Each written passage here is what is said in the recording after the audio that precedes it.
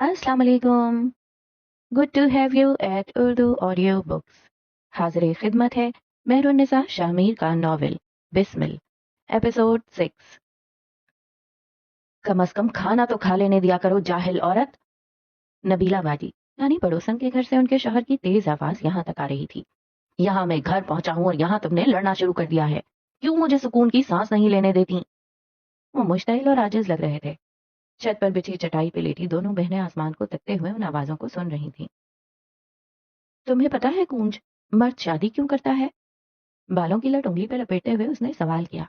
निगाहें सितारों की चाल पे जमी थीं। हाँ, बस मैं चुप हो जाया करूं। तुम खुद को नहीं देखते? सारा सारा दिन तुम्हारे बच्चों और घर को देखूं। रात में तुम मुझसे बात करने के रवादार नहीं हो। मैं कहाँ जाऊं? मर्द सुकून के लिए शादी करता है। कून से पहले जीनिया खुद बोल पड़ी। बुलंद आवाजें कानों में चुभ रही थीं। वो सारा सारा दिन बाहर काम करता है, मुख्तलिफ झमेले देखता है, कारोबार के मसाइल देखता है, बातें सुनता है और बेसुकून रहता है। फिर जब घर आता है तब वो चाहता है कि कोई उसे पैम्पर करे। देखा जाए तो ये कुछ गलत भी नहीं है। मैं तुम्हारे सारे मसले सुन लूंगा, हल भी कर दूंगा। मुझे फिलहाल भूख लगी है, खाना तो दे दो, फिर लड़ लेना। अब कि उसकी आवाज में भी तैश बढ़ रहा था। क्या औरत की वजह से घर का सुकून बर्बाद होता है? कुंज ने पूछा। नहीं, कुछ भी बुरा या अच्छा अमल मर्द और औरत से मंसूब नहीं होता, लेकिन दोनों का एक हिस्सा होता है और इस मामले में औरत का हिस्सा ज्यादा होता है। नबीला बाजी ने कभी अपने शौहर को सुकून नहीं दिया। वो बालों से खेलना छोड़ चुकी थी। मेरी तरफ से जहर खाकर मर जाओ घटिया आदमी। तुमसे शादी करके मेरी जिंदगी अजाब हो गई है। नबीला अब चीख रही थी। बाहर से आए थके हारे मर्द में अब मजीद लड़ने की सकत नहीं थी। औरतें जल्दबाज होती हैं, लेकिन उनको ख्याल रखना चाहिए कि जो सारा दिन बाहर से मसाइल भुगता कर आया है उसे फौरन अपने मसले ना सुनाने बैठ जाओ।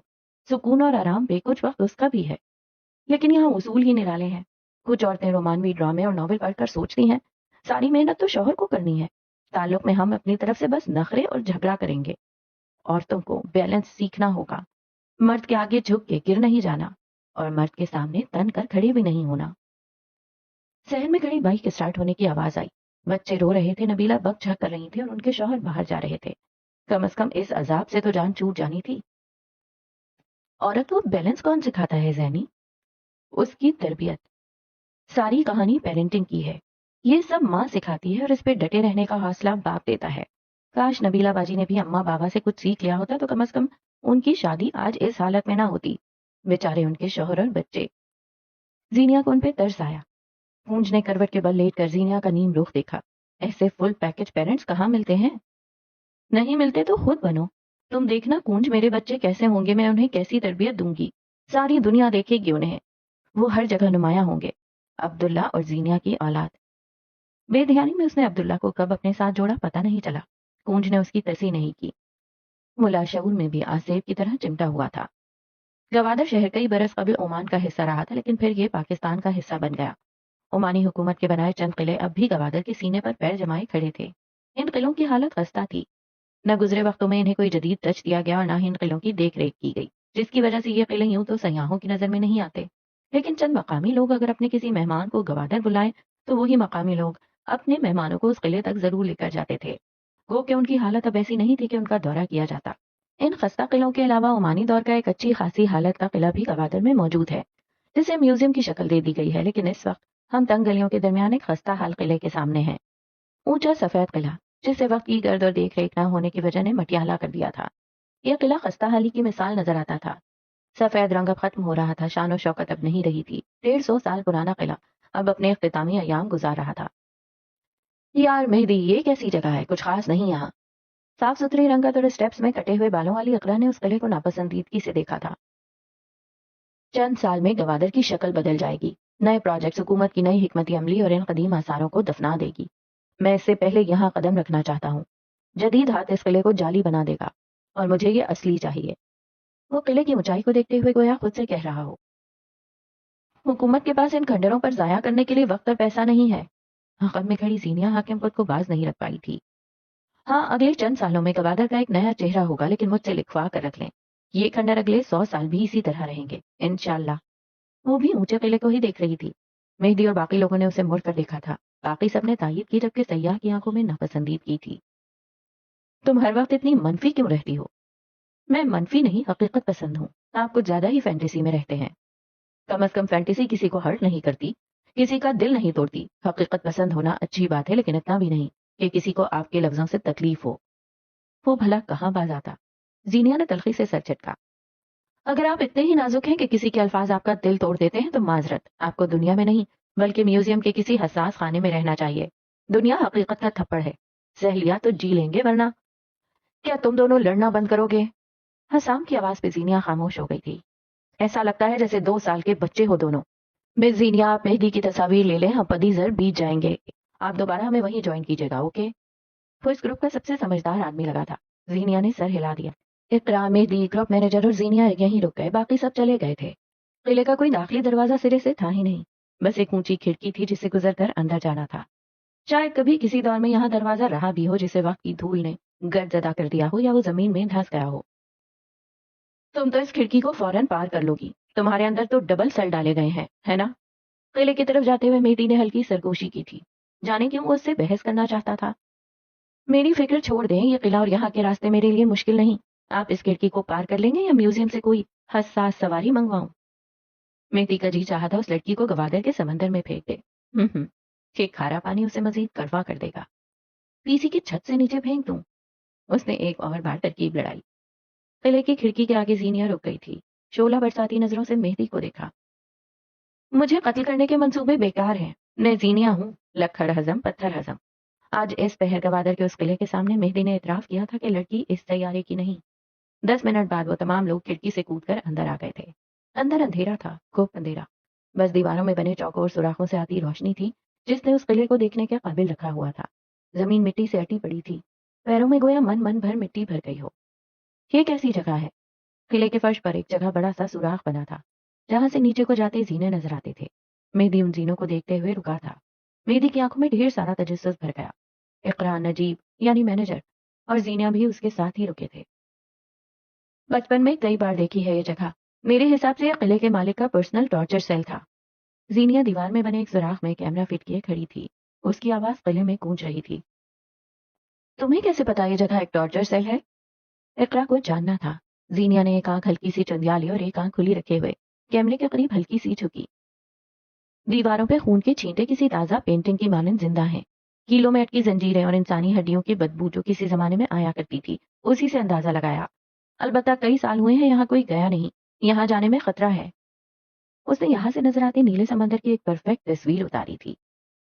تمہیں دھوکہ بھی ہو سکتا ہے مس حاکم، اقرا نے زور دے کر کہا. زینیا کو دھوکے نہیں وجدان ملا کرتے ہیں. میں نے اپنی زندگی میں کبھی دھوکہ نہیں کھایا میڈم. اس نے آخر میں میڈم پر زور دیا تھا. اس کے لہجے میں علاقائی تاثر آتا تھا. صاف ظاہر تھا جیسے کوئی بلوچ یا پختون اردو بول رہا ہو. میں تو یہاں نہیں جا رہی. اقرا نے سب سے پہلے منع کیا تھا. مینیجر صاحب نے اس کی ہاں میں ہاں ملائی تھی جبکہ مہدی کے قدم اب پہلے سینے پر تھے. موبائل ٹارچ جلاتے ہوئے وہ سینے اتر رہا تھا. زینیا نے ایک گہری ٹھنڈی سانس لی اور اس کے پیچھے نہیں گئی. بھاڑ میں جائیے فینٹیسی میں ڈوبا آدمی. زینے زیادہ چوڑے نہیں تھے، یوں کہ اگر 2 لوگ ایک ساتھ چلیں تو مشکل ہو، بلکہ یوں سمجھے کوئی زینے تھے ہی نہیں. یوں لگتا تھا بھری مٹی سے بنے ٹیلے ہوں. اب گرے کہ تب گرے. آخری زینے پہ پہنچ کے اس نے ایک تائرانہ نظر سارے میں ڈالی. دیواروں میں کیلیں نستی اور ان کیلوں میں موٹی موٹی زنجیریں. یہاں کوئی روشنی نہیں تھی سوائے روشن دان کے. مہدی نیچے پنجوں کے بل بیٹھا زنجیروں کو چھو کر محسوس کر رہا تھا. جب اسے اپنے عقب سے کوئی آواز آئی جیسے کسی نے زنجیر ہلائی ہو. وہ کرنٹ کھا کر مڑا تھا لیکن وہاں کوئی نہیں تھا، یا شاید وہ اندھیرے کے باعث اسے کوئی نظر نہیں آیا. اس نے اٹھنا چاہا لیکن پیٹھ پہ لگنے والے ایک بھاری بوٹ کی ضرب سے وہ اوندھے منہ گر پڑا تھا. ابھی وہ اٹھنے کی کوشش کرتا کہ ایک اور ضرب اس کے حواس فتح کر گئی تھی. کوئی تھا جو عین اس کے سر کے مقام پہ کھڑا تھا. اس کی پیٹھ پہ ایک بھاری بوٹ رکھے وہ کوئی اونچا لمبا آدمی تھا جس نے چہرہ چھپا رکھا تھا. سر پہ سیاہ ہیٹ تھی.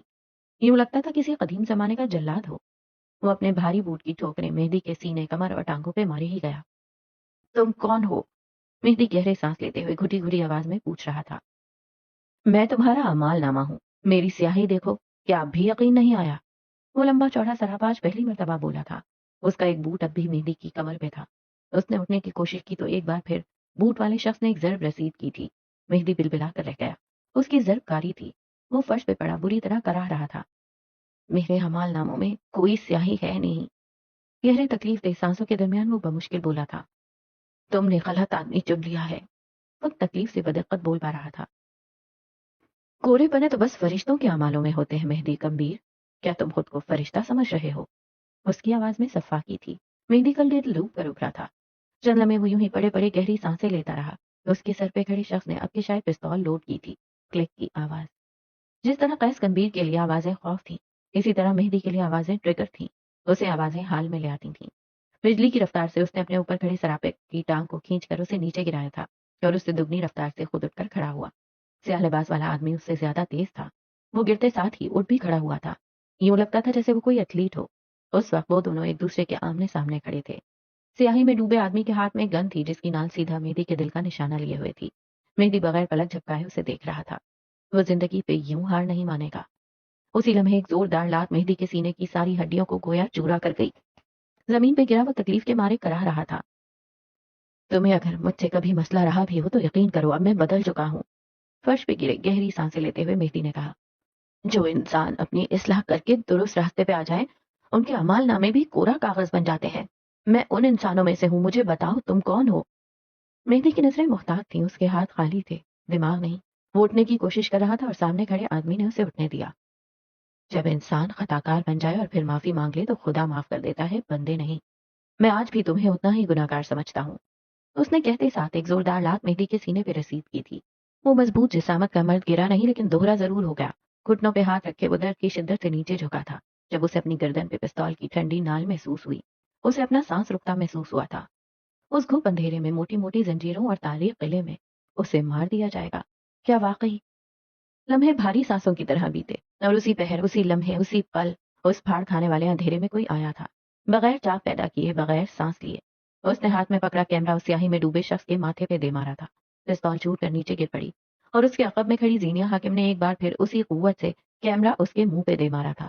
दर्द, तकलीफ, जख्म, आदमी बिलबिला उठा था। अब की जीनिया ने उसे संभलने का मौका दिए बगैर कैमरा उसकी पीठ पे दे मारा था। मेहदी अब भी मुताज्जब था। जमीन पे बैठा वो फटी फटी आंखों से जीनिया को किसी वहशी जानवर की तरह कैमरा उठा उठा कर मारते हुए देख रहा था। वो साकिन था। पिस्तौल की ठंडी नाल अब भी उसे अपनी गर्दन पर महसूस हो रही थी। आदमी अब नीचे गिर पड़ा था। उसके सर से खून बह रहा था लेकिन वो अब भी बेतासुर चेहरे के साथ धड़ाधड़ कैमरे का वार किए जा रही थी। वो मजाहमत नहीं कर रहा था, या शायद मौका ही नहीं मिल रहा था। बस करो, मर जाएगा। मेहदी की हल्की आवाज कैमरे की जर्ब की आवाज में दब गई। मेहमान पे हाथ उठाया? हाँ, हमारे मेहमान पे हाथ उठाया। वो पहली बार गुर्राई थी। उसकी आवाज उसके लहजे में ऐसी काट थी कि पल भर को कोई भी थम जाए। वो इंसान थी, ऐसी इंसान जो जानवरों को भी फाड़ खाए। उसकी वार, वो बिजली की तेजी उसे बाकी लड़कियों से मुख्तलिफ बना रही थी। बस करो, मर जाएगा वो, अब बस करो अब। उसकी आवाज जीनिया के कानों तक जा रही थी लेकिन उसके हाथ मशीन की तरह चल रहे थे। लड़ाई का सबसे पहला और सुनहरी उसूल है, अगले पे कारी वार करने की बजाय मुसलसल वार करो। नीचे मिट्टी पे गिरे आदमी ने मुट्ठी भर मिट्टी उठाकर जीनिया के ऊपर उछाली थी। कुछ मिट्टी उसकी आंखों में गई थी जिसकी वजह से उसे कुछ नजर नहीं आया। आदमी बर्फ रफ्तारी से उठा और बाहर की जाने भागा था। जब तक वो आंखें साफ करती, वो किसी छलावे की तरह वहां से भाग चुका था। यानी वो जानबूझकर मजाहमत नहीं कर रहा था। चंद पल वो इसी तरह अपनी आंखें साफ करती रही और मेहदी यूं ही फर्श पर बैठा रहा। उन दोनों के कपड़े गर्द में अटे थे। जीनिया का तो खैर चेहरा भी मिट्टी मिट्टी था। मेहदी मुताज्जब था या शायद कुछ सोच रहा था। उसकी आंखें फटी हुई थी, चेहरा सफेद। कई लम्हे वो दोनों चुपचाप गहरे सांस लेते रहे। तुम ऊपर खड़ी थी, तुम्हें मेरी आवाजें आ रही थी, है ना? वो उसे नहीं देख रहा था, वो बस अंधेरे में कहीं दूर देख रहा था। वो मौत के मुंह से वापस आया था। ये हालत बनती थी। जीनिया एक लम्हे को थम गई थी, लेकिन बस एक ही लम्हे को। अगले लम्हे उसके लहजे में काट थी। आपने कहा था मैं फोटोग्राफर हूँ, अपने काम से काम रखूं। यहाँ किसी तीसरे का होना मेरा काम नहीं था। मेहदी ने शाकी निगाहें उठाकर उसे देखा था। तुम्हारे अंदर कितना जहर है जीनिया। मैंने कल एक बात कही और तुम अब तक उसका बदला ले रही हो। आपके अंदर जरूरत से ज्यादा अच्छाई है। उस आदमी को कन्फ्रंट करने के बजाय अपनी जैकेट की जेब में रखी गन से मार देना चाहिए था। वो ऐसे तनफ्फुर से बोली जैसे अगर वो आदमी उस वक्त उसके सामने होता तो शायद मार भी देती। मेहदी उठ खड़ा हुआ था। ऊपर से अब आवाजें आ रही थी। इकरा और मैनेजर उन्हें पुकार रहे थे। मेहदी हर आवाज को अनसुना करता उसके सामने आकर खड़ा हुआ था।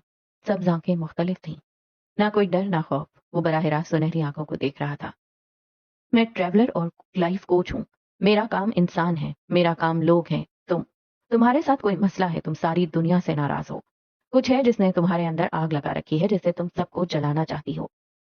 सीढ़ियां चंद लम्हे उसकी सब आंखों को देखती रही, बेतासुर, बर्फ तासुरात के साथ।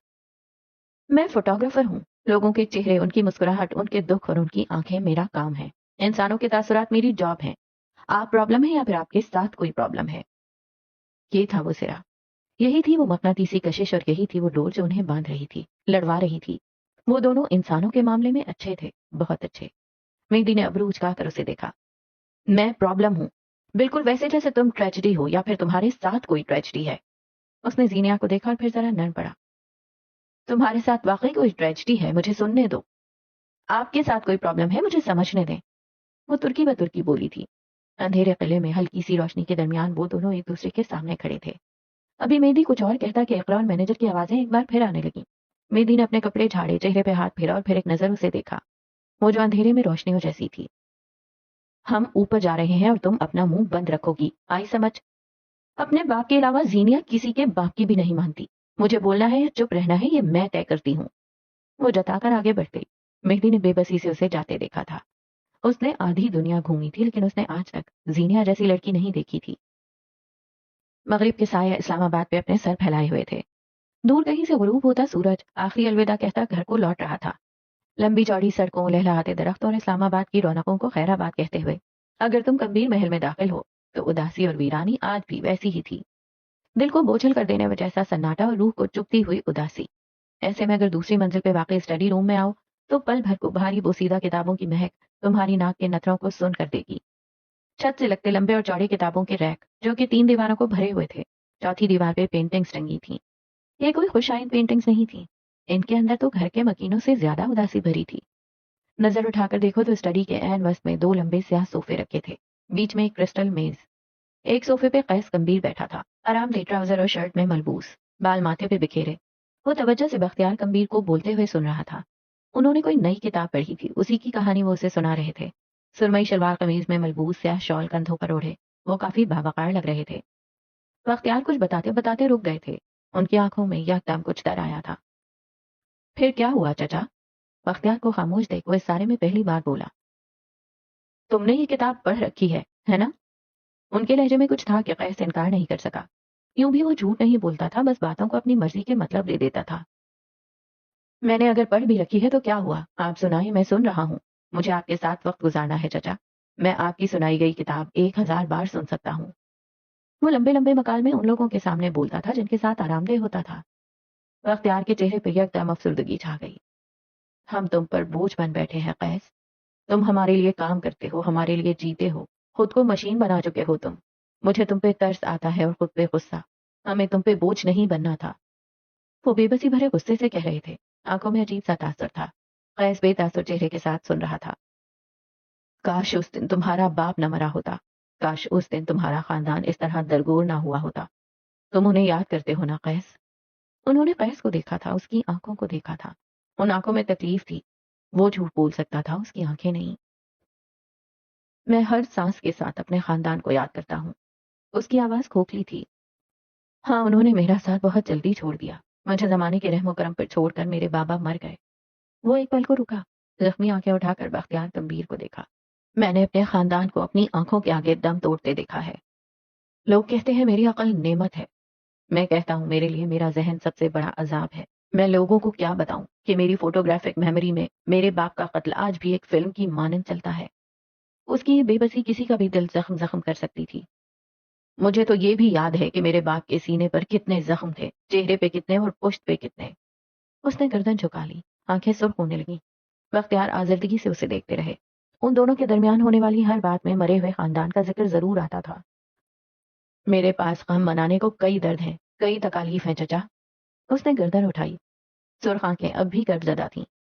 میرے پاس یادیں بہت ہیں خود کو زخمی کرنے کے لیے، کونے میں بیٹھ کر رونے کے لیے غم بھی ہیں، لیکن مجھے دیکھیں، میں دنیا کا مقابلہ کر رہا ہوں، چیل جیسی دنیا کے منہ سے نوالے نوچ کر اپنے خاندان کو کھلا رہا ہوں۔ میں کھڑا ہوں تو آپ سب کو کھڑا ہونا پڑے گا۔ وہ جتا رہا تھا، سختی سے، محبت اور منت سے۔ جس دن میں بیٹھ گیا آپ سب ڈھہ جائیں گے۔ میں اگر آپ کے ساتھ خوش رہنا چاہتا ہوں تو پلیز آپ خوش رہیں۔ آپ میرے ابا کا خاندان ہے، میری ذمہ داری، مجھے میری ذمہ داری نبھانے دیں۔ اس نے جیسے نرمی سے تنبیہ کی تھی۔ بختیار چند لمحوں سے دیکھتے رہے۔ انیسا بھی تمہاری ذمہ داری ہے۔ میں نے تم سے ایک کام کہا تھا قیس، میں نے صرف اتنا کہا تھا، مجھے اس لڑکے سے انیسا کی دوری چاہیے۔ کیا ہوا؟ کیا تم ہار گئے؟ قیس کبھی ہارتا نہیں ہے، حکمت عملی بدل لیتا ہے۔ عورت کو دلاسے اور کھوکھلے لفظ فیسینیٹ کرتے ہیں، ایک بار اسے لفظوں کے سہارے کھڑا کر دو، پھر چاہے دونوں ہاتھوں سے قبر میں دھکا دے دو، وہ کچھ نہیں کہتی۔ میں نے اسے الفاظ دیے ہیں، اسے کھڑا ہونے دیں، میں اپنے ہاتھوں سے گراؤں گا اسے۔ کس مان اور یقین سے کہہ رہا تھا وہ؟ بختیار کو اس پہ یقین آنے لگا۔ وہ پھیکا سا مسکرا دیے۔ قیس بھی ہلکا سا مسکرایا۔ میں آج صبح گوادر جا رہا ہوں، مہدی کو ساتھ لاؤں گا، قیس نے کہا۔ بختیار آگے کو ہوئے، آنکھوں میں تفکر در آیا۔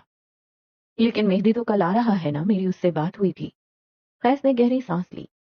میں اس کی رگ رگ سے واقف ہوں، وہ اس عورت کے لیے وہاں گیا ہے، اسے لگتا ہے وہ اس سے انتقام لے گا۔ اس سے پہلے کہ وہ انتقام لے یا شاید اسے ہرٹ کرے، مجھے وہاں جانا ہوگا۔ میں اس عورت کو ہرٹ نہیں ہونے دینا چاہتا۔ اس عورت کے لیے تمہارے دل میں نرم گوشہ کیوں ہے قیس؟ نبیس کتاب ہاتھ میں لیے گئے سوال کیا گیا۔ وہ بہت معصوم ہے، اسے ہرٹ ہوتا ہے تو مجھے برا لگتا ہے، میں چاہتا ہوں وہ خوش رہے ہمیشہ۔ قیس نے کندھے اچکائے جیسے اس سے زیادہ الفاظ نہ مل سکے ہوں۔ ایک زن بیزار آدمی کو ایک عورت معصوم لگتی ہے؟ طنز تھا یہ۔ کہانی سنائیں چچا، کہانی بنائیں مت۔ قیس نے مسکرا کر ٹوکا تو وہ بھی مسکرا دیے۔ کہانی جہاں رکی تھی وہیں سے دوبارہ شروع کی گئی۔ انٹر کام اٹھا کر نئی کافی لانے کا حکم دیا گیا۔ اسٹڈی ایک بار پھر 2 لوگوں کی موجودگی سے بھر گئی۔ ایک زن بیزار کو کوئی عورت معصوم کیوں لگ رہی تھی؟ یہ مغرب سے کچھ وقت قبل کا پہر تھا۔ سمندر سے ذرا فاصلے پہ بنی ایک کنٹینر لائبریری اس وقت ہماری کہانی کا مرکز ہے۔ یہ لائبریری سرخ رنگ کے ایک لمبے کنٹینر پر مشتمل تھی۔ گوادر بیچ لائبریری پاکستان کی واحد کنٹینر لائبریری ہے۔ یہ لائبریری اپنی جغرافی کی وجہ سے کافی خوبصورت ہے۔ تصور کریں سمندر کی جسم کو چھوتی نم ہوائیں، گرم گرم چائے اور کتابوں کی خوشبو۔ زندگی سے اور کیا چاہیے؟ اس لائبریری میں تقریباً 2000 کتابیں ہیں۔ کئی مطالعے کے شوقین افراد شام ڈھلے یہاں آتے ہیں۔ لائبریری سے ایک کتاب لے کر لائبریری سے باہر رکھی بینچ پہ آ کر بیٹھ جاتے ہیں۔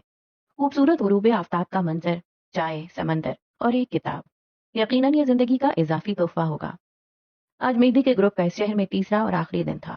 یہاں سے کچھ لوگ اسلام آباد واپس روانہ ہونے والے تھے اور کچھ کسی اور شہر۔ لائبریری کی دائیں جانب اس وقت سورج غروب ہونے کی تیاری کر رہا تھا۔ سمندر کی لہروں پہ جب یہ نارنجی روشنی پڑتی تھی تو سمندر کی خوبصورتی کو 4 چاند لگ جاتے تھے۔ یہاں سے گوادر کا سب سے حسین غروب آفتاب کا منظر دکھائی دیتا تھا، لہروں کے عقب میں ڈوبتا ہوا سورج۔ زینیا حاکم اس وقت اپنا تمام کام کر چکی تھی، یہ اس کی روانگی کا وقت تھا۔ آج کے بعد وہ ان لوگوں سے نہیں ملے گی۔ آج کے بعد یہ سب آنکھیں، یہ بدتمیز بگڑے امیر بچے، وہ ان کو نہیں دیکھے گی۔ بس یہ بشر آ جائے تو وہ یہاں سے نکلے۔ وہ لائبریری سے ذرا فاصلے پر بنی ایک سنگی بینچ پہ بیٹھی تھی جس کے اوپر جھونپڑی نما سنگی سایہ بنا تھا۔ پورے گوادر میں یہ جگہ بے حد پرسکون اور صاف ستھری ہے۔ بینچ پہ چند پل بیٹھی وہ اپنے کیمرے سے لی گئی تصاویر دیکھتی رہی۔ اسی لمحے اسے محسوس ہوا کوئی اس کے سامنے آ کر بیٹھا ہے۔ وہ جانتی تھی یہ شائستہ انسان کون ہوگا، وہ جس نے اس کے ساتھ بیٹھنے کی بجائے سامنے والی جگہ منتخب کی تھی۔ زینیا گردن جھکائے اپنا کام کرتی رہی۔ میں نے اس دن جو کچھ کہا اس کے لیے مجھے معاف کر دو، مجھے ایسا نہیں کہنا چاہیے تھا۔ اس نے بغیر تمہید کے بات کہہ دی۔ میں نے اپنے اندر سے برا منانے والا سیل نکال دیا ہے، آپ کو معذرت کی ضرورت نہیں۔ یوں لگتا تھا وہ ایک روبوٹ ہو۔ بے تاثر لہجہ اگلے انسان کا خون کھولا سکتا تھا۔ سورج آج بھی زینیا کے عقب میں تھا اور مہدی آج بھی اس کی آنکھوں کے عقب میں ڈوبتا سورج دیکھ رہا تھا۔ تم اسلام آباد آ جاؤ، اس نے گلا تر کر کے کہا تھا۔ اس کی پیشکش پہ چند لمحے وہ کچھ بول نہیں سکی تھی۔ اور میں وہاں آ کر کیا کروں گی؟ اس نے گردن نہیں اٹھائی۔ شوق، ہاں اسے شوق لگا تھا۔ پڑھنا، اپنی تعلیم مکمل کرنا، زندگی میں کچھ بن کر دکھانا۔ کیا ساری زندگی یہاں تصاویر کھینچتے ہوئے گزار دو گی؟ زینیا نے آہستگی سے گردن اٹھا کر اسے دیکھا تھا۔ اس کی آنکھیں سوال کرتی تھیں، بولنے کی اسے بہت کم ضرورت پیش آتی تھی۔ مہدی نے کہنا جاری رکھا، میری ایک دوست ہے، خیر دوست تو نہیں کہہ سکتے، 55 سال کی عورت ہے۔ اسلام آباد میں ان کی ایک اکیڈمی ہے، ہر سال لڑکے لڑکیوں کو CSS اور PCS کی تیاری کرواتی ہیں۔ اس سال کسی امیر بوڑھے نے انہیں 10 وظیفے دینے کا وعدہ کیا ہے، یعنی کہ اکیڈمی آپ کی دوست کی اور ان 10 بچوں کو فنڈ کرنے والا وہ امیر بوڑھا ہوگا۔ آگے؟ زینیا نے فوراً سے پہلے اس کی بات کاٹی تھی۔ آنکھوں میں ڈھیر ساری امیدیں روشن ہوئی تھیں۔ مہدی بس اسے دیکھ کر رہ گیا۔ تو یہ کہ وہ ان وظائف کو ایسے بچوں کو دینا چاہتی ہیں جو بے حد غریب اور قابل ہوں، جنہیں مواقع نہ مل رہے ہوں۔ 8 وظیفے حقداروں کو مل گئے ہیں، بقیہ 2 کا فیصلہ باقی ہے۔ تمہیں ایک آن لائن ٹیسٹ دینا ہوگا اور اس کے بعد تمہیں وہ وظیفہ مل سکتا ہے۔ میں تمہارے لیے ان سے بس اتنی بات کر سکتا ہوں کہ وہ ایک بار تمہارا ٹیسٹ لے لیں۔ اگر تم کہو تو بات کروں۔ آپ میرے لیے اتنا سب کیوں کریں گے، اور آپ کو کیا پتا میں حقدار ہوں بھی کہ نہیں؟ اب کہ مہدی مسکرایا تھا۔ مینیجر سے پتا چلا ہے کہ تمہارا IQ غیر معمولی ہے۔ آج تک تم ہر کلاس میں ٹاپ کرتی رہی ہو اور تمہارا خواب ہے ایک اعلیٰ عہدہ۔ میں تمہیں بس ایک فیور دے رہا ہوں۔ کل تم نے میری جان بچائی تھی۔ میں نے آپ کی جان نہیں بچائی، وہ آپ کو مارنے نہیں آیا تھا۔ زینیا نے فوراً سے پہلے اس کی بات کاٹی تھی۔ मेहदी की आंखों में थकन उतरी। फिर वो क्यों आता है? जीनिया ने उसे गौर से देखा। आता है? इसका मतलब है वो कई बार आ चुका है। इसका मतलब है आप वाकई प्रॉब्लम है, या फिर मैं प्रॉब्लम में हूँ। मेहदी ने इस्तेज़ाइया सर झटका था। खैर, तुम्हारा नंबर मेरे पास है। आज रात मेरी दोस्त तुम्हें कॉल करेंगी। बात कर लेना, टेस्ट भी दे देना और फिर इस्लामाबाद आना। तुम्हारे जैसे लोगों की जरूरत है मेरे शहर को। वो उठ खड़ा हुआ था। जीनिया के चेहरे से नजर हटा ली। अब उसके अकब में कोई सूरज नहीं था। हर सू अंधेरा छाने लगा था। बस वो एक फिरोजे की लौंग थी जो चमक रही थी। मेहदी ने जाने को कदम मोड़े, फिर एक पल को रुका, उसे देखा। यूं ही एक ख्याल सा आया कि क्या वो इस्लामाबाद आएगी या आज से वो बस कोई फोटोग्राफर होगी जिसे वो कभी मिला था। डोर का वो सिरा तो अब भी उलझा था। क्या उसे सुलझाने के लिए वक्त उन्हें मिलाएगा? उसने सर झटका और उसे पुकारा। वैसे तुम उतनी जहरीली नहीं हो जितनी लगती थी, लेकिन आप मुझे आज भी उतने ही वियर्डो लगते हैं। वो कुछ नहीं बोला, बस मुस्कुराते हुए पलट गया था। जीनिया कई लम्हे उसे जाता हुआ देखती रही। कुछ था जो अधूरा रह गया था। शायद ये मुलाकात आखिरी नहीं थी। जीनिया को विजदान हुआ, क्या वो दोनों दोबारा मिलेंगे? जीनिया जब बशर के साथ घर पहुंची तो रात उतर आई थी। वो कुछ उलझी हुई सी थी। बशर अंदर जाते हुए उससे कुछ पूछ रहा था और वो बेध्यानी में जवाब दे रही थी। अभी वो दोनों सहन के बीच में थे जब हाकिम नवाब की संजीदा आवाज पे ठहर गए। कहाँ से आ रही हो? ये अंदाज, ये लहजा, ये सब मामूल से मुख्तलिफ था। जीनिया ने गौर से उनकी आंखें देखी। अगले ही सेकंड उसे पता लग गया था कि अब्बा को सब पता लग चुका है। वो लोगों के चेहरे पढ़ लेती थी। बशर ने एक नजर सबको देखा और फिर हल्के फुल्के लहजे में जवाब दिया। फूफो के घर गए थे अब्बा, बताया तो था। ज्यादा लोग आज वापस गांव चले जाएंगे, मिलने गए थे। बशर ने कहा। अब्बा आगे बढ़ाए, एन उन दोनों के सामने।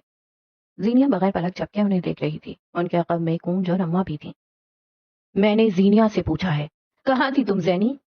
उनका लहजा हनूज सख्त था। फुप्पो के घर नहीं थी, बल्कि पिछले 3 दिनों से मैं फुप्पो के घर गई ही नहीं। मैं अपना काम कर रही थी अब्बा। मैं फोटोग्राफी करने गई थी। वो उनकी आंखों में आंखें डालकर बेहद एहतराम से बोली थी। सारी उलझनें खत्म हो गई थीं। फुप्पो के घर को छोड़कर उसने फोटोग्राफी चुन ली थी। उसी लम्हे हाकिम नवाब का भारी हाथ उठा था। इससे पहले वो जीनिया के चेहरे को छू पाता, बशर उस हाथ को रोक चुका था। जुर्रत कैसे हुई तुम्हारी मेरा हाथ रोकने की?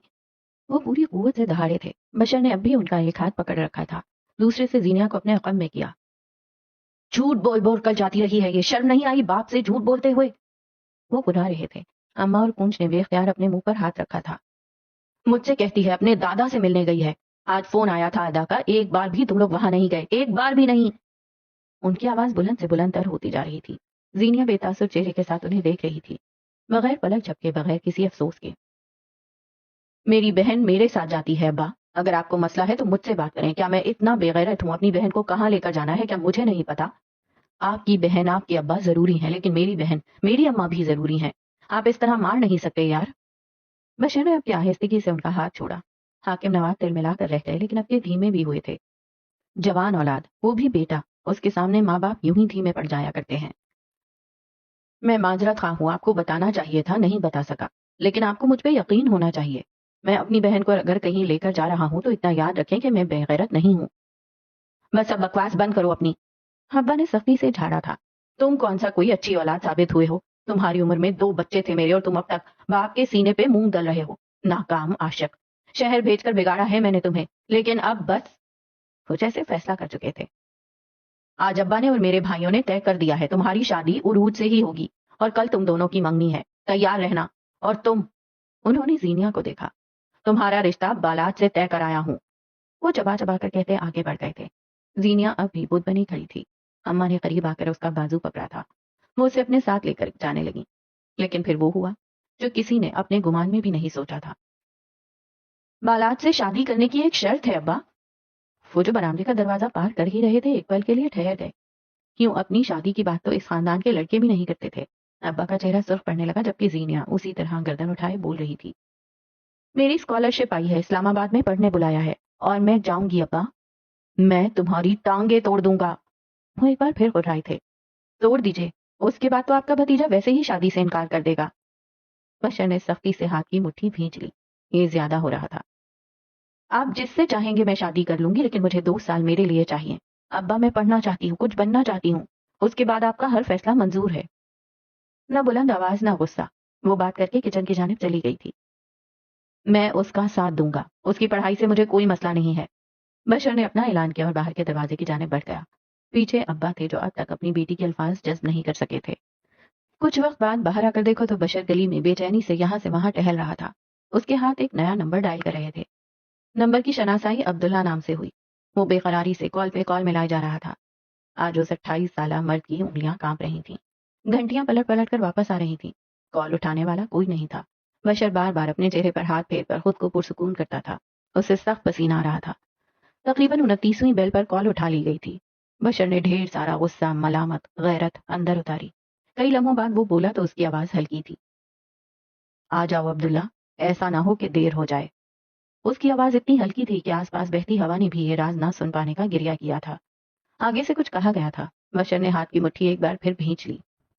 میں غیرت مند ہوں، تبھی تم سے کہہ رہا ہوں اپنی امانت لے جاؤ. اس کا دل مت دکھاؤ پلیز. تم چاہے ساری زندگی اسے ہم سے نہ ملنے دینا، چاہے ساری زندگی اس کی شکل نہ دکھانا، اس کا دل مت توڑو. وہ میری بہن ہے، پلیز اسے ہرٹ مت کرو. وہ منت کے انداز میں بولا تھا. اس نے آج تک کسی کی منت نہیں کی تھی.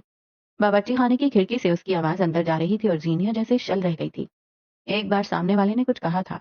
بشر کی ساری امیدیں ٹوٹ کر کرچی ہو گئیں. اسے زندگی میں اتنا غصہ پہلی بار آیا تھا. اتنی بے بسی پہلی بار محسوس ہوئی تھی، اور شاید اتنی ذلت بھی پہلی بار ہوئی تھی. یعنی تم نہیں آؤ گے؟ پھر تیار رہنا، میں اس کے نام کے ساتھ عبداللہ ہٹا رہا ہوں. اگر تم نے ایسا سوچا بھی تو میں تمہاری لاش کے ٹکڑے سمندر میں بہاؤں گا. رہتی دنیا تک اگر اس پہ کسی کا اختیار ہے تو وہ میں ہوں. دوسری جانب اتنی سختی سے کہا گیا تھا کہ بشر تنزیہ مسکرایا. اب اگر تم آئے تو تمہاری موت بھی میرے ہاتھوں ہوگی عبداللہ. اس نے کہہ کر کال کاٹ دی تھی. اس کا بار بار کا انکار بشر نہیں سہ سکا. اندر کھڑی زینیا حاکم کتنے لمحے سانس نہیں لے سکی تھی. بشر نے ایک نظر اپنے گھر کو دیکھا. اس کے چہرے پر ایک بار پھر کرب تھا. یہ گھر شاید منحوس تھا. یہاں کبھی کسی کو محبت نہیں ملی تھی. ساحلی پٹی سے ملحقہ گوادر میرین ڈرائیو. رات کے پہر ایک انتہائی دلکش منظر ہے. لمبے لمبے پول پہ لگی سفید بتیوں کی روشنی میں نظر آتا سمندر، ٹھنڈی ہوا اور گاڑی میں بیٹھا کوئی شخص. سست رفتاری سے چلتی گاڑی سے اگر کسی منظر سے محسوس ہونا ہو تو یہی وہ منظر ہے.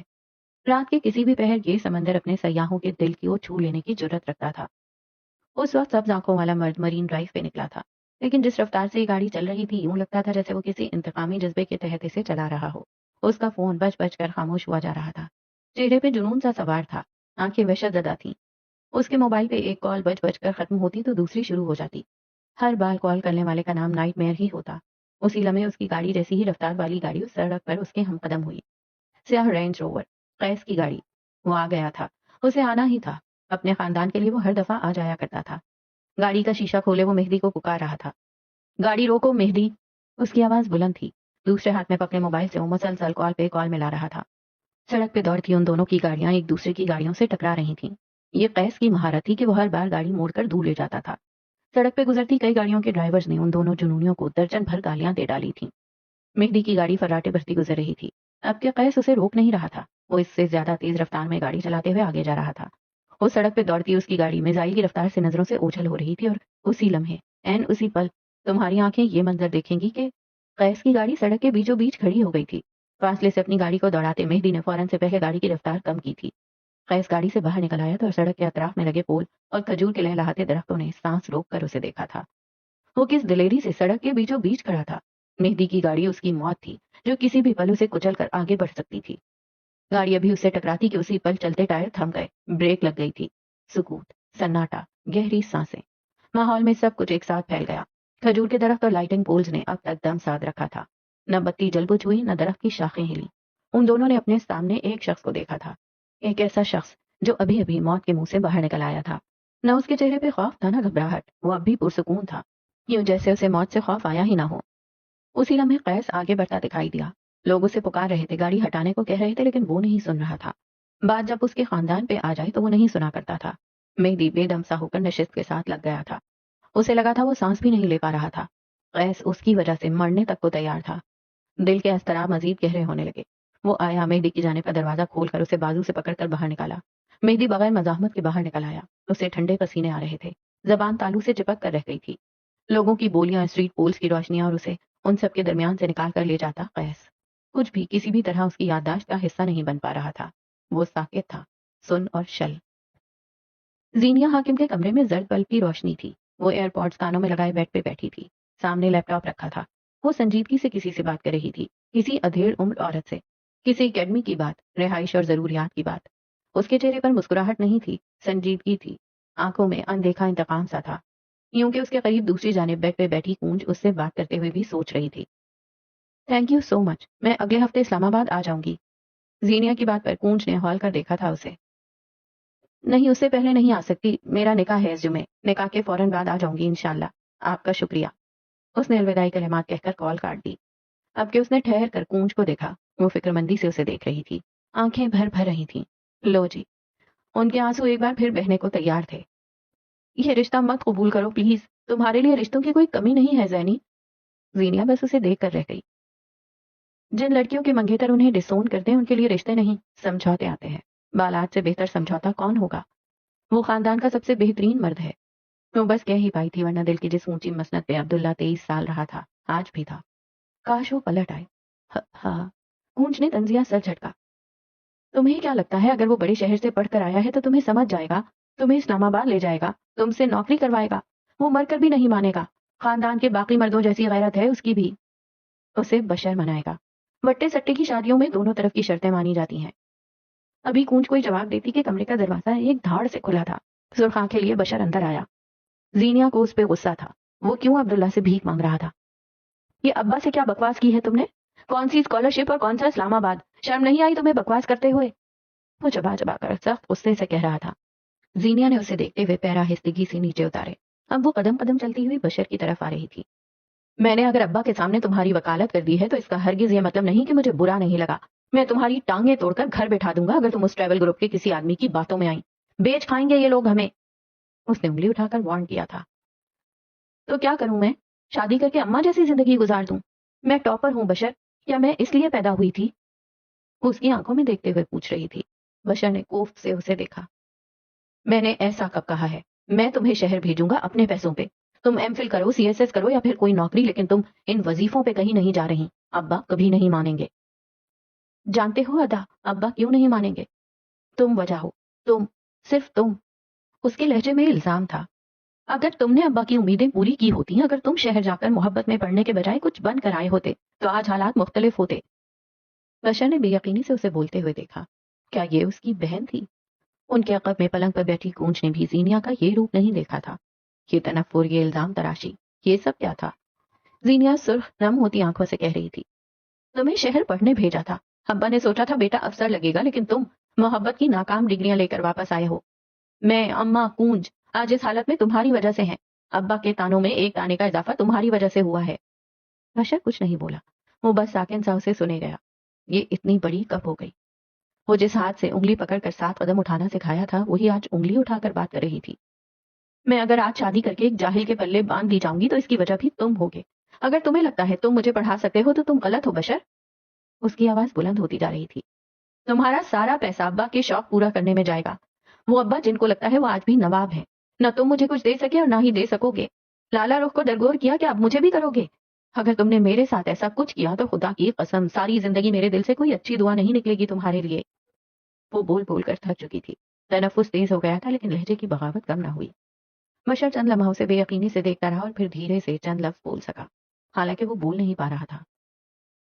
میں نے ساری زندگی تم لوگوں کے لیے قربانی دی ہے زینی، تم میری بہنیں نہیں میرے بچے ہو۔ تمہیں لگتا ہے میں نے تمہارے ساتھ ظلم کیا ہے؟ تو اور کیا کہوں میں ادا؟ وہ پھٹ پڑی تھی۔ اور کیا کہوں میں؟ تھک گئی ہوں اس طرح مر مر کے جیتے ہوئے۔ دوپہر میں کھاتے ہیں تو رات کا سوچنے لگ جاتے ہیں، اچھا کھانا کھاتے ہوئے مہینے گزر جاتے ہیں، کپڑے، جولری، میک اپ، ہر ایک چیز کے لیے ترسنا پڑتا ہے۔ تم مجھ سے کہہ دیتی زینی۔ بشر کی آواز ہلکی تھی، منت زدہ۔ میں کیوں کہوں بشر؟ تم میرے باپ نہیں ہو اور میرے باپ کو میری فکر نہیں ہے۔ مجھے اچھا کپڑا چاہیے، مہنگے برانڈڈ جوتے چاہیے، اچھے لذیذ کھانے چاہیے، تم نہیں دے سکتے، عبداللہ نہیں دے سکتا، بالاج بھی نہیں دے سکتا۔ مجھے سب کچھ اپنے دم پہ چاہیے۔ یہ سب کچھ مل جاتا اگر تم نے ابا کی خواہش پوری کی ہوتی، اگر عبداللہ آیا ہوتا، لیکن دونوں نہیں ہو سکے۔ تم نے بشر، تم نے میری زندگی برباد کی ہے اور میں تمہیں ساری زندگی اس کے لیے معاف نہیں کروں گی، یاد رکھنا۔ وہ بول کر ہٹ گئی تھی۔ بشر چند لمحے چوکٹ پہ کھڑا رہا اور پھر پلٹ گیا۔ یہ وہ بچی نہیں تھی جسے ہاتھ پکڑ کر چلنا سکھایا تھا۔ اس کے دل میں ڈھیر سارا غصہ تھا۔ یہ بشر کی زینی نہیں تھی۔ وہ مایوس تھکے تھکے قدم لیتا جا رہا تھا۔ کونج نے افسردگی سے اسے جاتے دیکھا اور پھر الماری سے ٹیک لگائے کھڑی زینیا کو۔ اس کے چہرے پہ کرب تھا، اسے اداس کر کے خوشبو بھی نہیں تھی۔ سرخ آنکھیں، مزمل چہرہ، اور یہ رہی دی ٹھیٹ زینیا حاکم۔ تم کیا کر رہی ہو زینی؟ زینیا نے خالی خالی نگاہیں اٹھا کر اسے دیکھا۔ میں دنیا سے اپنا حق لے رہی ہوں، छीन कर, छपट कर, मार कर या फिर मर कर। क्या तुम्हें यह हक है कि तुम अपने बड़े भाई से इस तरह बात करो? क्या उसका कोई हक नहीं तुम पे? मुझ पे सबसे ज्यादा हक मेरा है। मैं दूसरी अमीना बेगम नहीं बनूंगी, सब याद रखो। सख्ती, जिद, ढीठ बना, क्या नहीं था उसके लहजे में। रात का समा, वो दोनों समंदर किनारे रखे बड़े बड़े पत्थरों पे बैठे थे। दूर पार से कहीं जरा सी रोशनी भटक भटक कर यहाँ भी आ जाती थी। उस वक्त सारी रोशनी कैस के चेहरे पे थी। उसका गंदमी चेहरा रोशनी पड़ने से वाजे दिखाई दे रहा था। मेहदी अंधेरों में था। उसने अपनी जात के लिए हमेशा अंधेरे क्यों चुने थे? उसके हाथ में गन थी जिसे वो अपनी उंगलियों में घुमा रहा था। वो कहानी का विक्टिम नहीं, विलन लगता था। कैस सुकून से चंद पल उसे देखता रहा, फिर उठकर उसके करीब आकर रुका। मेहदी को थोड़ी से पकड़कर उसका चेहरा ऊंचा किया। अब उसकी स्याह आंखें मेहदी की सब्ज आंखों में गड़ रही थीं। तुम क्या करने वाले थे? चबा चबा कर बस यही पूछा गया। मेहदी ने सपाट नजरों से उसे देखा था। एक जुनूनी सीरियल किलर जैसी सपाट नजरें। मैं करने वाला था नहीं, मैं करने वाला हूँ। मैं उस आदमी को जान से मारने वाला हूँ और मैं ये करके रहूंगा। उसकी हिम्मत कैसे हुई मुझे कॉल करने की? आखिर में वो हल्की आवाज में बड़बड़ाया था। कैस ने एक झटके से उसका चेहरा छोड़ा। एक लड़की जिसका पहला कंफर्ट तुम थे, उसे जलील किया, उसे छोड़ा। अब उसी लड़की का दूसरा और आखिरी कंफर्ट, उसका वाहिद सहारा, उसके करीब मौजूद उसका वाहिद मर्द भी उससे छीन लोगे। तुम कितने हॉरेबल हो मेहदी। आखिर में वो मलामत कर रहा था। मेहदी ने तनफ्फुस से सर झटका था। उसके अंदाज में अब भी बेचैनी थी। मेहदी, तुम उस लड़की के साथ अब मजीद कुछ बुरा नहीं करोगे। उससे अपना आप छीना है, लेकिन अब उसका दूसरा कंफर्ट मैं तुम्हें छीनने नहीं दूंगा। तुम्हें उससे इतनी हमदर्दी क्यों हो रही है? उसके नाम के साथ मेरा नाम आता है, तुम्हारा नहीं। आखिर क्यों कैस? उसके हर्ट होने से तुम्हें क्यों हर्ट होता है? मेहदी उसकी आंखों में देखते हुए पूछ रहा था। कैस का रंग फक हुआ था। उसके गले में गिल्टी से उभर कर मालूम हुई थी। समंदर की लहरें उसके पैरों को छूकर पलट रही थीं।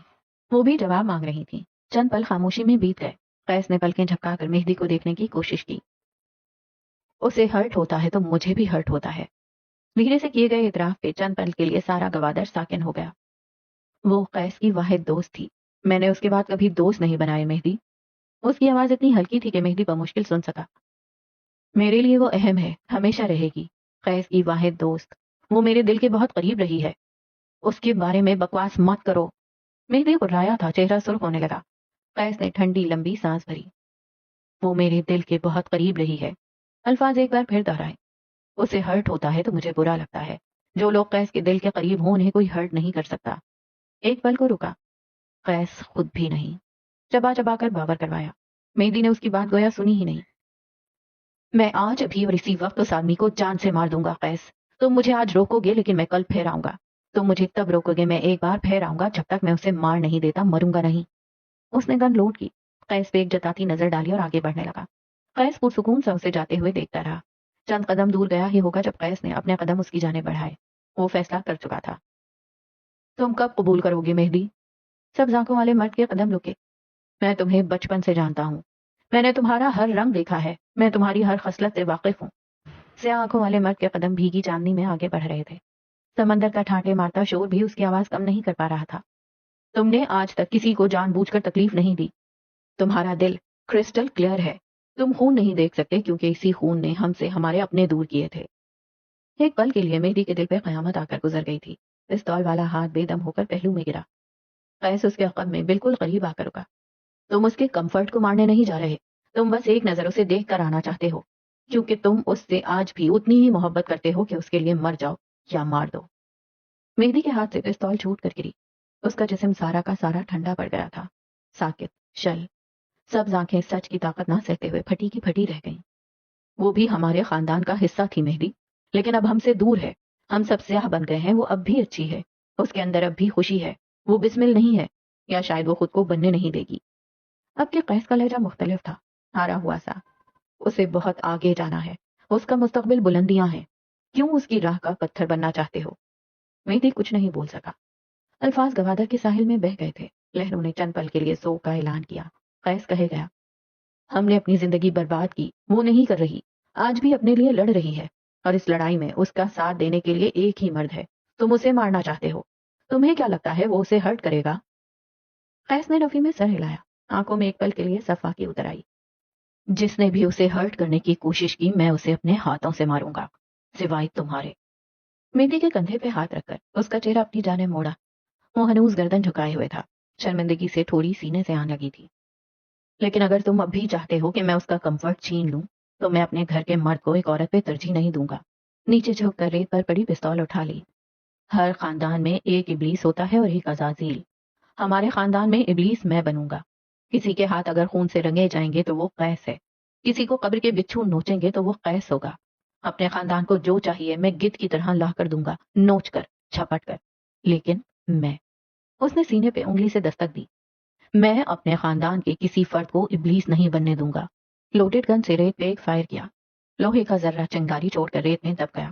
قیس نے ایک بار پھر گن لوڈ کی۔ مہدی نے اس کا ہاتھ پکڑ لیا، جھکی ہوئی گردن اٹھائی، گیلی آنکھوں سے اس کا چہرہ دیکھا، آنکھیں رنجیدہ تھیں۔ میں کچھ نہیں چاہتا اب، میں بس قبول کر چکا ہوں۔ اب میں اسے نہیں دیکھوں گا، نہیں سنوں گا، اس کی پکار پر اب کبھی گوادر کے ساحل نہیں آؤں گا۔ میں قبول کر چکا قیس، میں قبول کر چکا۔ وہ بے بسی سے بولا تھا، مجھے بس یہاں سے جانا ہے، پلیز میرے ساتھ چلو، کچھ وقت کے لیے اپنی نفرت چھوڑ دو، مجھے تمہاری ضرورت ہے، تم میرا خاندان ہو، میرے بھائی ہو، مجھے یہاں سے لے جاؤ، میں نے یہاں آ کر غلط کیا۔ ضبط سے سرخ ہوتی آنکھیں، بھاری آواز، اس کے بس میں نہیں تھا کہ چیخ چیخ کر رو پڑتا۔ قیس نے پستول کو اپنے کوٹ کی جیب میں ڈالا، بے تاثر چہرے سے مہدی کو دیکھا۔ چند پل بعد وہ دونوں مرین ڈرائیو پہ تھے، دونوں کے دل بھاری تھے، چہرے بے تاثر، سانسیں بوجھل۔ کم از کم یہ سفر مہدی کے لیے محبت نہیں تھا۔ بوجھل خاموشی ٹوٹی تو ایک بار پھر ایک نیا قہر برپا ہونا شروع ہوا تھا۔ اپنے کمرے میں پلنگ پر لیٹی زینیا کی آنکھیں چھت سے لگی تھیں، جب تھوڑی دیر بعد اسے اپنے قریب کوئی آہٹ محسوس ہوئی۔ اس نے بازو آنکھوں پہ رکھ لیا، شیشوں کے بھاری کام والے لگے کے بازو نے اس کا سارا چہرہ ڈھانپ دیا۔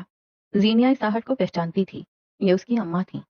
وہ چھوٹے چھوٹے قدم لیتی اس کے پاس آ کر بیٹھ گئیں۔ چند لمحوں کی خاموشی کے بعد انہوں نے بولنا شروع کیا تھا، کیا اپنے ابا کی بات مان لو گی زینی؟ بالاج کی ماں کو جانتی ہو نا، وہ تمہارے ساتھ کیسا سلوک رکھے گی؟ اگر عبداللہ کی ماں زندہ ہوتی تو پھولوں کے ہار نہ ڈالتی۔ آج کل وہ بڑی نڈر ہو گئی تھی، اپنے منگیتر کا نام سرے عام لینے لگی تھی۔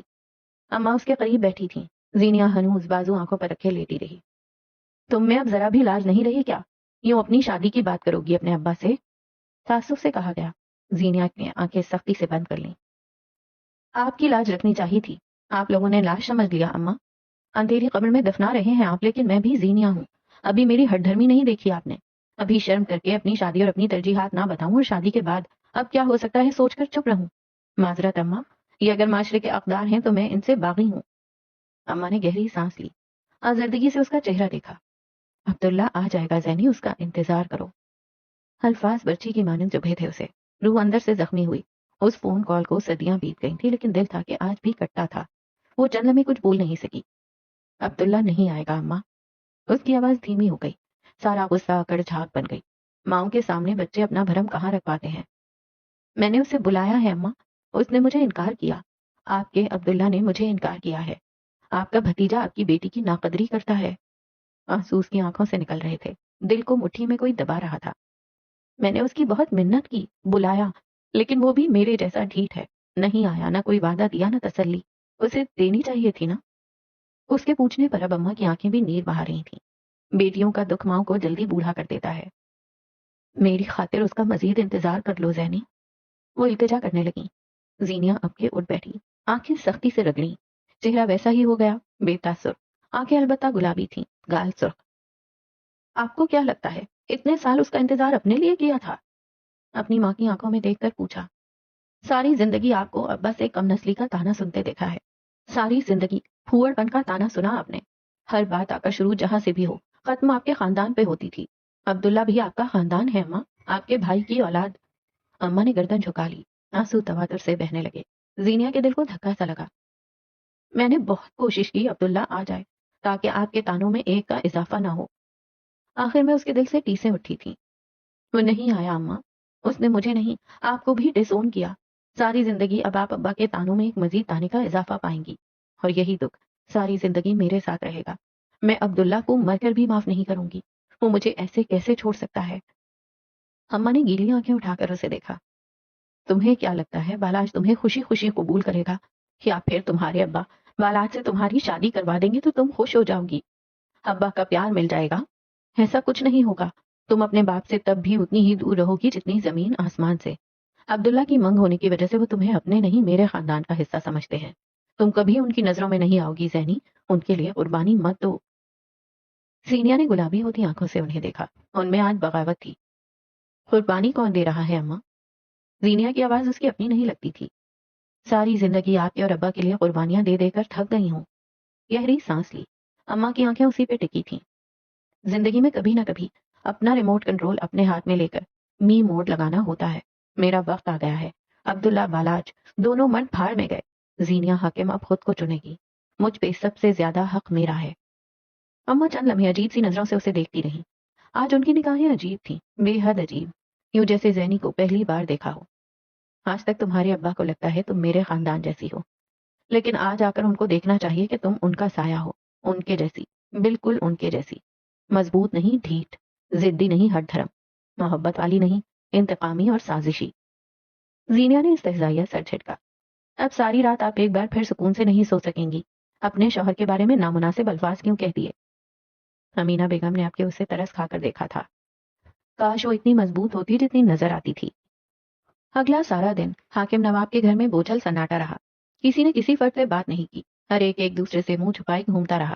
فجر کے بعد کا وقت تھا. صبح سارے میں پھیلنے کو تیار تھی. زینیا حاکم اس وقت گھر کی چھت پہ موجود تھی. سادہ سے سیاہ شلوار قمیض میں اس کا سراپا دمک رہا تھا. شہد رنگ بال سختی سے باندھ رکھے تھے. پنجوں کے بل بیٹھی وہ مٹی کے برتنوں میں مختلف دانے ڈال رہی تھی. گونج اس سے ذرا فاصلے پہ کھڑی تھی. آج تمہاری منگنی ہے, جانتی ہو نا؟ وہ یاسیت سے پوچھ رہی تھی. زینیا نے اس بات میں سر ہلایا. کیا اپنا صدقہ دے رہی ہو یا پھر یوں ہی پرندوں کا خیال آیا ہے؟ اس کا اشارہ ان برتنوں کی جانب تھا. زینیا نے اپنی لمبی انگلیوں سے دانا پھیلایا. سر اب بھی نہیں اٹھایا. نہ نیکی کا خیال آیا ہے نہ اپنا صدقہ دے رہی ہوں. پرندوں کی تصاویر کھینچوں گی. نیکی کے لیے دنیا میں بہت لوگ ہیں, کچھ کو کام بھی کرنا چاہیے. تم کیوں اتنی خود غرض ہو رہی ہو زینی؟ نہ تم اماں کا سوچ رہی ہو نہ ابا کا. کل رات بشر سے بھی بدتمیزی کی تم نے. ہاں ٹھیک ہے, اگر بشر بزدل نکلا, لالا رخ کو نہیں لا سکا, لیکن بشر بزدل نہیں تھا. زینی نے اس کی بات کاٹی. بشر نے اس کو محبت کی خاطر چھوڑا. اگر وہ خود کو چن لیتا تو خود غرض ہوتا. بشر نے لالا رخ کو چنا, یہ محبت تھی. زینیا نے زینیا کو چنا, یہ خود غرضی تھی. گونج نے اس کی بات مکمل کی. زینیا نفی میں سر ہلاتے ہوئے اٹھی. زینیا نے زینیا کو چنا, یہ بھی محبت تھی, اپنی محبت. نہ بشر غلط ہے نہ میں. ایک لفظ ہے حالات. بس ہمارے درمیان یہی فرق ہے. میرے حالات میں اپنے آپ کو چننا محبت تھی.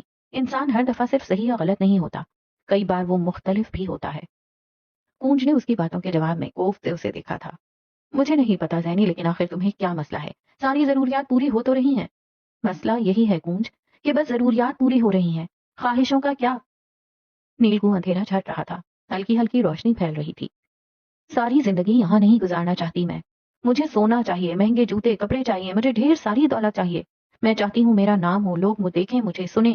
کیا یہ مانگنا زیادہ ہے؟ کیا میں کسی سے کچھ چھین رہی ہوں؟ مجھے ساری دنیا سے بس تھوڑا بہت اپنے لیے چاہیے. گونج اسے تعصب سے دیکھتی رہی. سیاہ آنکھوں میں تنفر تھا. تم لالچی ہوتی جا رہی ہو. پیسہ, شہرت, سونا, اس کے علاوہ بھی دنیا ہے, یہ سب ضروری تو نہیں. ان کے پیچھے جانا لالچ ہے. زینیا نے گہری سانس لی. اپنے سامنے کھڑی اپنی بہن کو دیکھا. کچھ بھی لالچ نہیں ہے گونج, سب خواہشات ہیں. ہم سب کو خواہش رکھنے کا حق ہے. اللہ نے ہمیں غریب پیدا کیا, لیکن اس نے یہ نہیں کہا کہ اب تم اس غربت سے مت نکلنا, ساری زندگی یوں ہی سڑو. اس نے ہاتھ پیر دیے, عقل و شعور دیا. اب یہ ہم پہ ہے کہ ہم اسے کس طرح استعمال کرتے ہیں. وہ 2 قدم آگے آئی, عین گونج کے سامنے. خواہشات کبھی بری نہیں ہوتی. ان کے حصول کے لیے اپنایا جانے والا راستہ اچھا یا برا ہوتا ہے. گونج اب بھی نیم رضامند تھی. تذبذب سے لب کاٹتے ہوئے وہ چند لمحے اسے دیکھتی رہی, پھر یکدم دماغ میں کوئی جھماکا ہوا. ڈراموں اور فلموں میں تو ہمیشہ یہی دکھایا جاتا ہے. جس بھی لڑکی کو پیسے اور امارات کی خواہش ہو, وہ ہمیشہ ذلیل ہوتی ہے, لالچی اور خود غرض ہوتی ہے. آخر میں ان کا انجام ہمیشہ برا ہی ہوتا ہے. لو جی, ان کی اپنی دلیلیں تھیں. زینیا نے افسوس سے اسے دیکھا. یہی تو المیہ ہے. ڈرامے اور فلموں میں پیسے اور امارات کی خواہش رکھنے والی لڑکی کو ہمیشہ برا دکھایا جاتا ہے, اور اگر مرد یہ خواہش رکھے تو وہ جسٹیفائڈ. گونج غور سے اس کو بولتے ہوئے سنتی رہی. پیسہ, دولت, ہیرے جواہرات, ان کی خواہش بری نہیں ہے, لیکن اس کا مطلب یہ بھی نہیں کہ حرام کمانے لگ جاؤ. اس کا مطلب یہ بھی نہیں کہ کسی مرد کو پھانس لو, کسی کے حق پہ ڈاکہ مارو. اگر کوئی لڑکی اپنے دم پر, اپنی محنت پہ, بغیر کسی امیر مرد کو پھانسے, اگر کوئی لڑکی پیسے سے محبت کرتی ہے تو اسے حق ہے. اگر اسے اپنے لیے ہیرے جواہرات چاہیے, لیکن اس کے لیے وہ کوئی غلط راہ کا اختیار نہیں کرتی, تو یہ اس کا حق ہے. اب کے گونج کو اس کی باتیں سمجھ آنے لگی تھیں. تاثرات نارمل ہونے لگے. کیا تم بالاج کے ساتھ خوش رہ سکو گی؟ تمہیں نہیں لگتا تم دونوں مس میچ ہو؟ زینیا نے سرد سانس باہر خارج کی اور واپس اپنے برتنوں تک آئی. میں ماضی کو یہیں دفن کر کے جا رہی ہوں, ہمیشہ کے لیے. میں اپنی پوری کوشش کروں گی بالاج میرے ساتھ اور میں اس کے ساتھ خوش رہوں. عبداللہ کے بعد مجھے شادی نہیں کرنی, سمجھوتا کرنا ہے. اس کے لیے بالاج سے بہتر کون ہوگا؟ اس نے دونوں برتن اٹھا کر دیوار پہ رکھے. تم مجھ سے شادی کیوں کر رہی ہو؟ کوئی ایک وجہ؟ میرا مستقبل بن جائے گا. وہ مجھے یہاں سے نکال لے جائے گا. وہ اس خاندان کا سب سے مختلف مرد ہے. کنویں کا مینڈک نہیں بننا چاہتا. اسے اپنے کنویں سے باہر آنا ہے. میں لا سکتی ہوں. مجھے اونچائیوں پہ جانا ہے. وہ میری سیڑھی بنے گا. اسی لمحے زینیا کو اپنے عقب سے ایک بھاری مردانہ آواز آئی. وہ ٹھٹکی تھی. مجھے نہیں پتا شادی کیوں کی جاتی ہے، لیکن اتنا جانتا ہوں کہ محبت، امارات یا پھر کسی بھی قسم کے ذاتی مفاد کی خاطر نہیں کی جاتی. بشر سنجیدہ تھا. زینیا نے دیوار سے ٹیک لگا لی. سورج کی ہلکی روشنی اس کے چہرے پہ پڑ رہی تھی. سمجھوتے؟ وہ تو ذاتی مفاد کی بنا پہ کر سکتے ہیں نا. سمجھوتے زیادہ دیر نہیں چلتے. میں ڈھیٹ ہوں، چلا لوں گی. بات ہوا میں اڑا دی گئی. بشر نے گہری سانس لی. اپنی دونوں بہنوں کو دیکھا. اگر تم دونوں اس شادی کی خوشی بھرے غم سے نکل آؤ تو نیچے آ جانا. نان چنے لایا ہوں. اس کی بات پہ کونج کی بھوک چمک اٹھی. کون سی بہن، کون سی شادی؟ وہ فوراً نیچے کی طرف بھاگی تھی. زینیا ویسی ہی کھڑی رہی. بشر نے اسے دیکھا. وہ بھی اسے ہی دیکھ رہی تھی. چھوٹی چھوٹی چیزوں پہ خوش ہونا سیکھو زینی، ورنہ اندر سے خوشی کے جراثیم ختم ہو جائیں گے. زینیا ہلکا سا مسکرائی تھی. اگر تم چاہتے ہو میں نان چنے دیکھ کر منہ سے لال ٹپکاؤں گی تو ایسا نہیں ہوگا. خوشی ایک جذبہ ہے اور میرے جذبات اتنے قیمتی ہیں کہ ان چھوٹی چھوٹی باتوں پہ ضائع نہیں کر سکتی. کندھے اچکائے. نبات اللہ جواب دیا اور آگے بڑھ گئی. چند لمحہ وہ اسے ہی دیکھتا رہا. ابھی وہ سیڑھیاں اتر جاتی جب بشر نے پکارا. تمہیں خود پہ بہت غرور ہے نا؟ ایسی عقل، ایسا دماغ، ایسا شعور ہونا بھی چاہیے. مجھ پہ یہ غرور سوٹ کرتا ہے. وہ کہہ کر رکی نہیں، آگے بڑھ گئی. بشر گہری سوچوں میں گم ہو گیا. کچھ تھا جو غلط تھا. تو یہاں ختم کرتے ہیں آج کی ایپیسوڈ کو، اور آج کی ایپیسوڈ بہت بہت بہت مزیدار تھی. آئی ڈونٹ نو آپ کو کیسی لگی، لیکن مجھے بہت مزہ آیا اس ایپیسوڈ کو نریٹ کرنے میں. زینیا کا کیریکٹر جو ہے وہ ایک تھوڑا سا لائک کمپلیکیٹڈ سا کیریکٹر ہے. کبھی بہت معصوم سا لگنے لگتا ہے، کبھی بہت چالاک، کبھی خود غرض، کبھی ایمبیشیس. آئی ڈونٹ نو یہ کیسا آگے ہو کے اس کا فیصلہ ثابت ہوتا ہے بالات سے شادی کرنے کا. لیکن جہاں تک مجھے لگتا ہے صرف میں ہی کنفیوز نہیں ہوں، بشر بھی کنفیوز ہے. اسے بھی سمجھ نہیں آتی زینیا کی کہ کب زینیا خوش ہے، کب وہ مغرور ہو رہی ہے، کب وہ خود غرض ہو رہی ہے، کب وہ دل دکھا رہی ہے. لیکن بہرحال بشر اس وقت مجھے ایک اچھے بھائی کے طور پہ نظر آ رہا ہے. اچھا لگ رہا ہے بشر کا کیریکٹر. اور کونج کا بھی لائک زبردست بہن ہے. چھوٹی بہن سوالات کرتی ہے، پوچھتی ہے، جانچنے کی کوشش کر رہی ہے زینیا کے نظریے کو.